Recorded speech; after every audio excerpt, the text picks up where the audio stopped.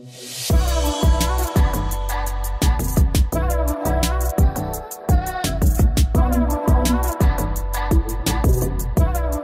datang di YouTube channel Kabar Oto, YouTube channel yang membahas seputar berita otomotif. Senang banget kali ini kita ada di IIMS 2023 dan kita sekarang ada di booth-nya Suzuki. Dan Sobat Kabar Oto bisa lihat, yang di samping gue ini adalah generasi keempat dari Grand Vitara. Yes, tepat banget.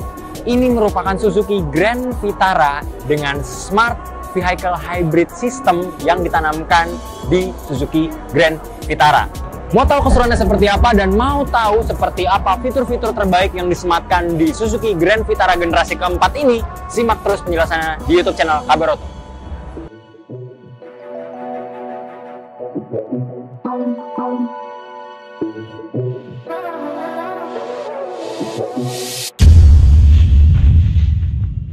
Oke, pertama-tama karena ini merupakan sebuah Suzuki Grand Vitara generasi keempat, maka sekarang gua akan mengulas dari balik kap ini, di mana dapur pacunya terdapat sebuah sistem terbaru. Mesinnya sudah Smart Hybrid. Mari kita buka.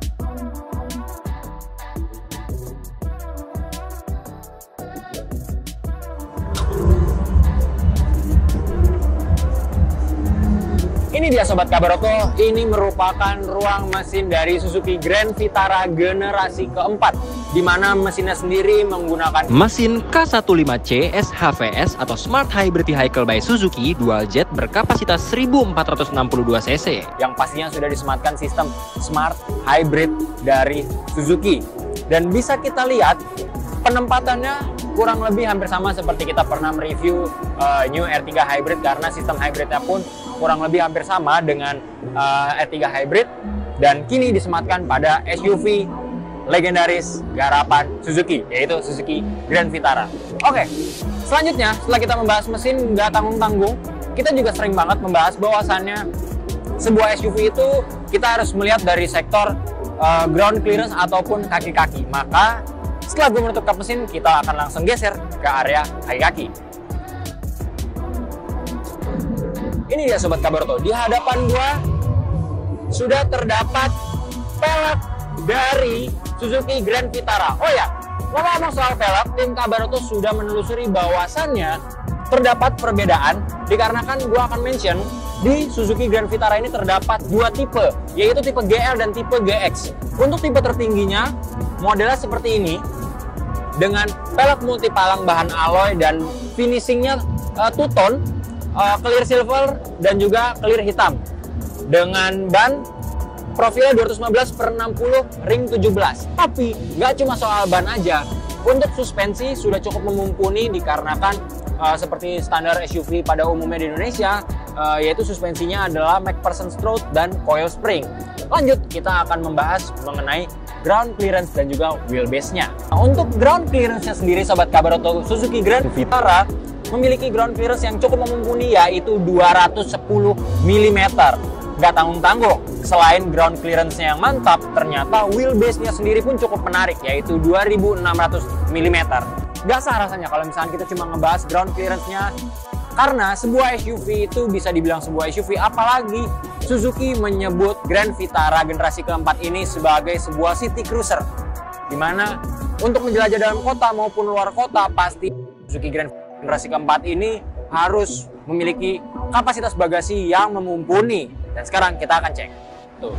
Oh ya, sebelum kita membahas kapasitas bagasinya yang cukup mumpuni, kita harus tahu dulu bahwasannya saat kita melihat sedikit ke area bawah di emblem Grand Vitara terdapat kamera mundur. Begitu pula di Grand Vitara tipe tertinggi terdapat kamera 360 yang pastinya memudahkan kita untuk parkir. Lanjut.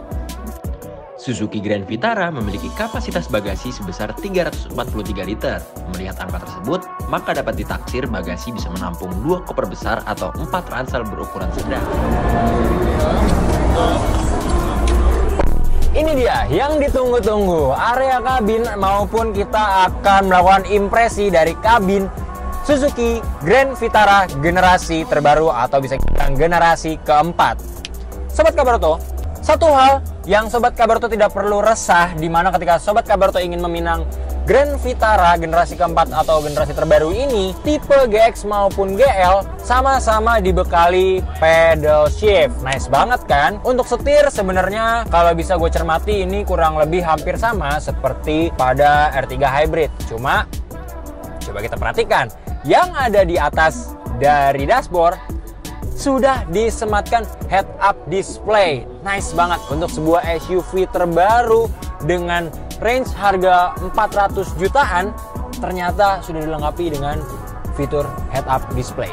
Sebelum habis membahas area dashboard dan juga fitur-fitur menarik apa aja yang disematkan di area depan pengemudi, coba sedikit tengok ke atas. Dengan range harga yang cukup affordable, sudah disematkan yang namanya sunroof. Kurang keren apa coba Suzuki Grand Vitara generasi terbaru ini?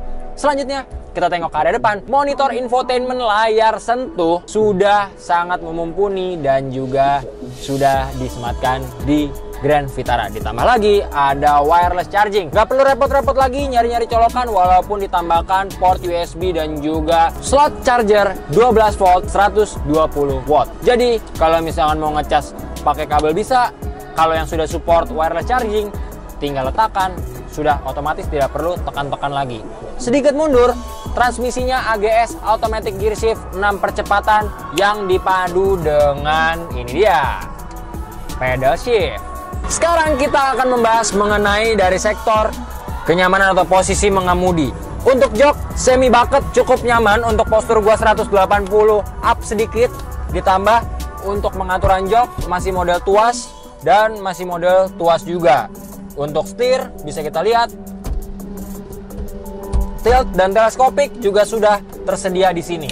Sekarang gua akan coba setup sesuai dengan posisi berkendara gue. Oke.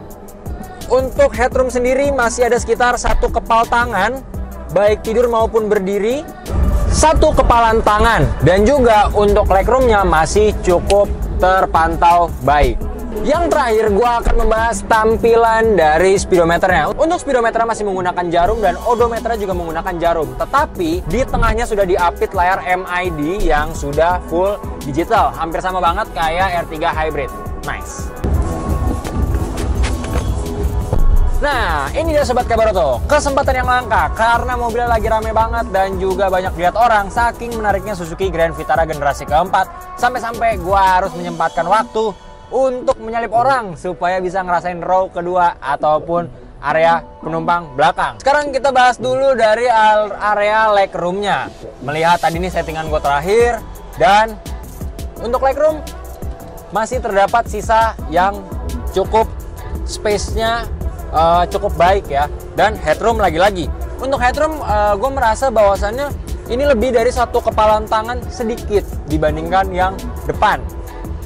Dan kita lihat apa aja fasilitas dari area kabin belakang. Yang pertama ada double blower, dibagi menjadi 2 kisi, lalu terdapat port USB dan juga Type C sejumlah 2 buah, dan di sini terdapat kantung kosong.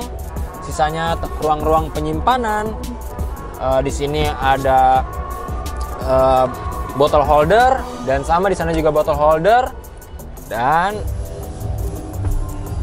lagi-lagi cukup menarik di mana Suzuki di area kabin belakangnya menyematkan yang namanya armrest, dan tidak letoy dong karena sudah ditopang dengan baik, ditambah juga dengan cup holder. Untuk aksesibilitasnya cukup baik, dan untuk bagasi belakangnya sendiri masih ditutupi dengan tray tambahan seperti ini yang memudahkan ataupun membuat barang-barang terjaga lebih baik.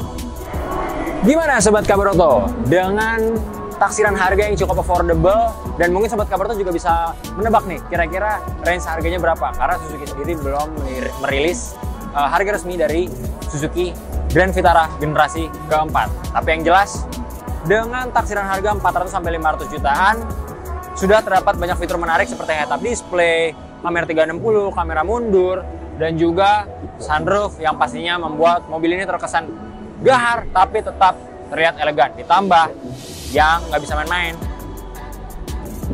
hybridnya soft. So, segitu dulu review dari tim Kabaroto. Jangan lupa klik like, komen, dan subscribe, dan pantengin terus YouTube channel Kabar Oto karena kita akan selalu mereview dan kita pastinya akan selalu hadir dan memberitakan momen-momen terbaik seperti di event IMS 2023 ini tanggal 16 sampai 26 Februari 2023. Stay tune untuk konten-konten IMS terbaik lainnya dari Kabar Oto. Gua Dion pamit undur diri, sampai ketemu di review kendaraan selanjutnya. Bye.